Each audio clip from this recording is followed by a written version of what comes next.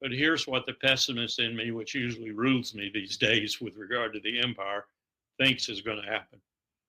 We are going to compel, with this inexorable movement of power back to the east, led by China, we are going to compel a country that is singularly successful economically, financial, first time in many, many years, if not centuries, that China has been able to hold its country together in one mass and one entity.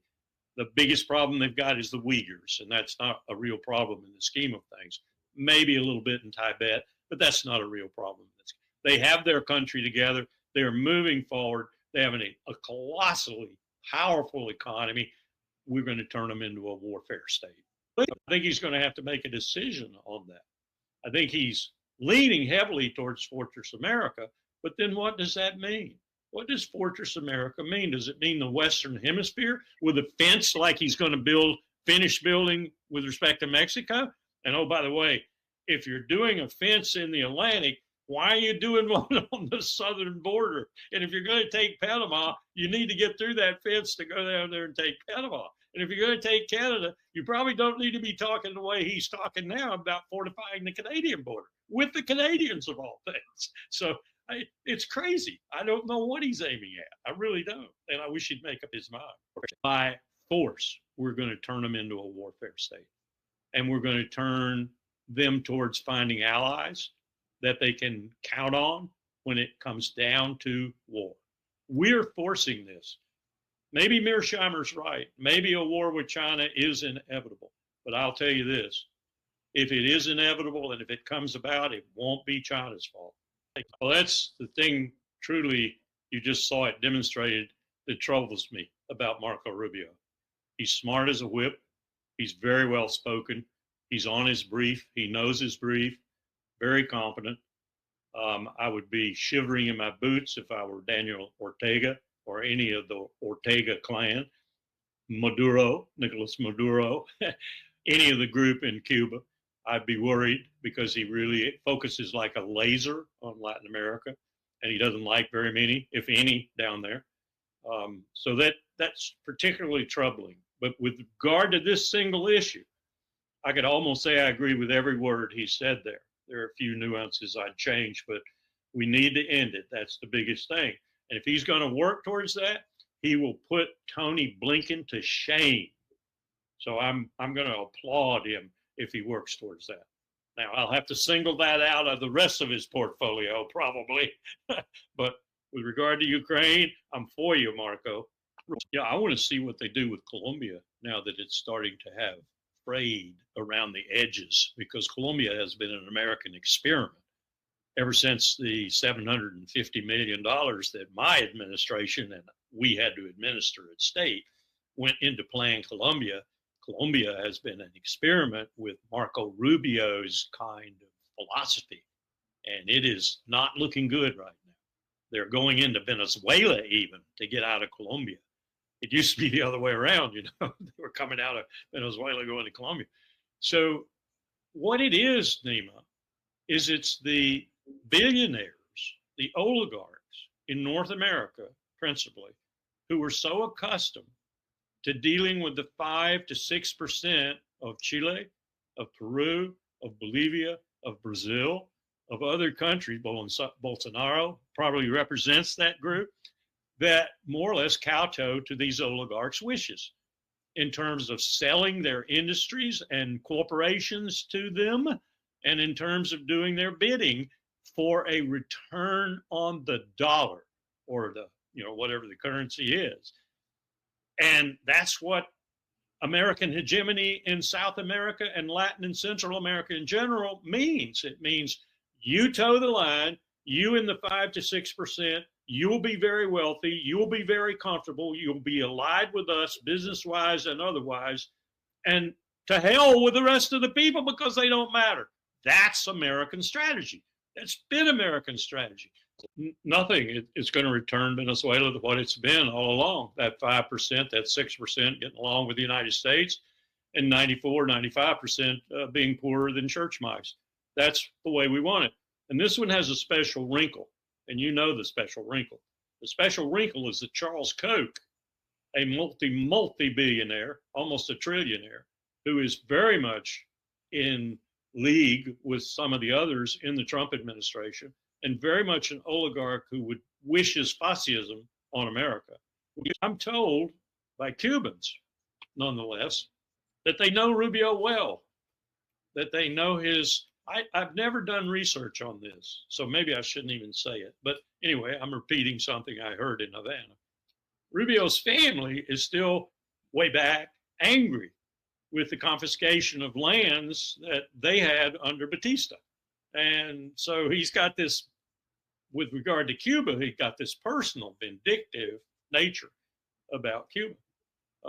I encountered that amongst, when I was younger and down in Florida, I encountered that a lot amongst, and also where Cubans elsewhere were, like Las Vegas and other places, where people actually sat around in smoky rooms and talked about getting their land back and getting their factories back. And you would look at them and you'd say, well, when were you in Cuba? Oh, my father was there, and he was there under Batista, and we owned a huge farm. And, you know, we raped, pillaged, and plundered the other Cubans because race relations weren't too good. You know, I don't know if there's any truth to that, but I do know that it motivated a lot of the older Cuban families in Florida. They want their land back. And when we began to deal with this, it stated seriously, when I was there, seriously, we began to deal with it. What does it look like in terms of the law? What does it look like if we rationalize relations with Cuba? We really looked at it under the Obama administration when we were going to formalize a sort of rapprochement, as you recall. And we found ways to do a lot of that, and to do it quickly, efficiently, and not necessarily to reward anyone in Florida, but at least to make sure there was equanimity, there was decency, there was a sharing of pain, if there was any pain, between both Cubans and Americans in this reconciliation of land claims and factory claims and money claims. Oh, the big thing with Bacardi, the rum in America, and Cuban rum, you know, that was a huge copyright issue. All gone now, all gone. But I'm sure if Rubio got his way, it would all be in favor of the few Cubans in Florida who were the sons and daughters and grandsons and granddaughters of those old Cubans. Still an issue, very much an issue with the Cubans and with some people in Florida and elsewhere. Even when JFK came in and did his special alliance, even when FDR was in before him and did his special alliance, that's what we do. We rape, pillage, and plunder other countries and reward those in those countries who help us. Marco Rubio is no different in terms of supporting that policy with regard to Latin America. And so that genius, that talent, that competence we just saw will be used. One of the things that's really startled me, and I brought this up with the new Cuban ambassador when I had lunch with her I guess it was about a month ago now. But she didn't want to comment, and I didn't blame her. Why aren't you back with some of the people who could help you? You know, I even mentioned China and Russia. I know they don't like the Russians at all. I mean, I didn't encounter a single person in Cuba, hardcore communist or more progressive liberal Cuban, who liked the Russians. They were too arrogant, they said. They were just too, and it probably was the people that Russia sent there. They were mostly military and intelligence types. And they were probably arrogant, especially vis-a-vis the Cubans.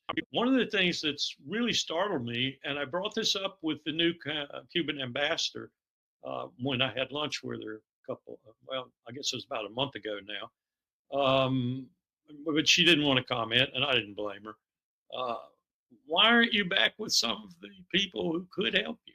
You know, I even mentioned China and Russia. I know they don't like the Russians at all.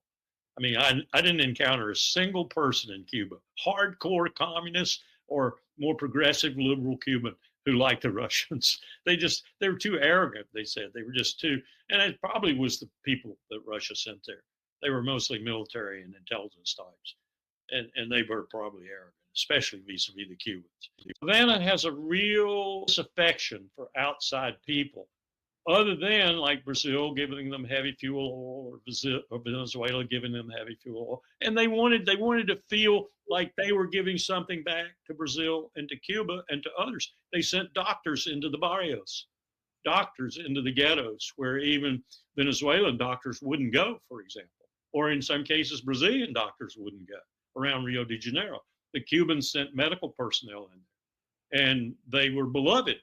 They sent them to Pakistan. Pakistan, here's diplomacy. Here's public diplomacy for you. Cuba helped Pakistan with its Reeves Brigade and its health officials, and Pakistan said, why don't you open an embassy? And they did in Islamabad. First time Cuba had an embassy in Islamabad. That's the way you do public diplomacy.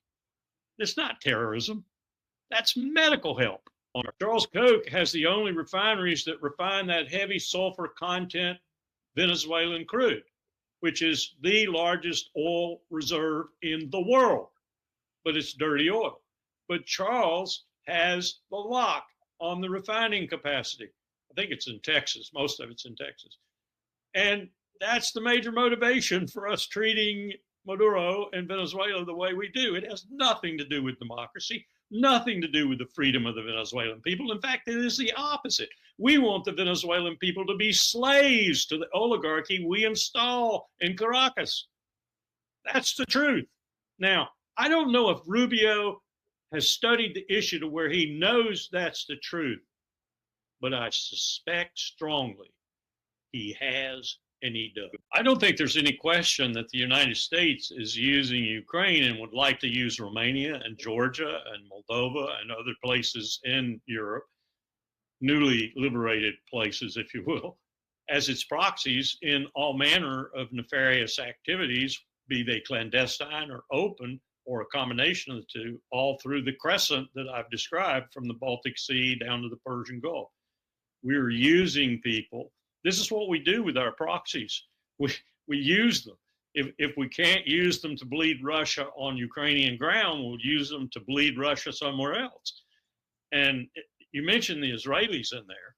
I think around the periphery, as it were, on the borders, starting with Israel taking more and more territory, it's not so good for Damascus. I think there are forces, disparate forces to be sure, tribal forces in some respects, foreign forces in some respects, like Iraqis, who are actually testing the waters to see just how far they can get in terms of incursions, in terms of developing things with fellows on the other. We need to remember that along that Iraqi-Syria border, trade has been taking place, illicit trade has been taking place for a long, long time. And that's all these people know. It's everything from petroleum products to food. So there are incursions taking place all around, basically all around the periphery of Syria. And I'm sure Iran's not leaving this alone either in terms of surrogates that should be giving Damascus some concern in terms of its control over its vast territory, vast to it. So I don't know what that means in terms of the real possibilities for Lebanon and its recovery. I was beginning to think it would never recover. But if MBS is serious about this and Michael Aoun is seen as his vehicle for it, and we could start it, then maybe we could get enough money into Lebanon and enough redevelopment and rebuilding that Lebanon might have a chance for the future, rather than being relegated to being a state of Israel in very bad state. And that's what Netanyahu wants, of course. So there are still dynamics to play out here. Well, apparently he is chummy with MBS. I mean, that's all I can get from the vibes, that maybe he is part of MBS's attempt, and it's much bigger than just Michael Aoun, but he could be part of it. I think he probably is, to counter Ankara, because MBS is a little worried about Ankara and what might be in the mind of Erdogan and his successor as to who really runs Shia, Sunni, you name it, the Muslim world. That's MBS's goal. That's his desire. But he's after it in very economic terms, mostly. He's after it with this 5, 10, 20, 30-year plan to revolutionize the whole region under Saudi aegis. He's not after conquering or creating the Ottoman Empire again or whatever, which I think he sees Erdogan as sort of having his foot in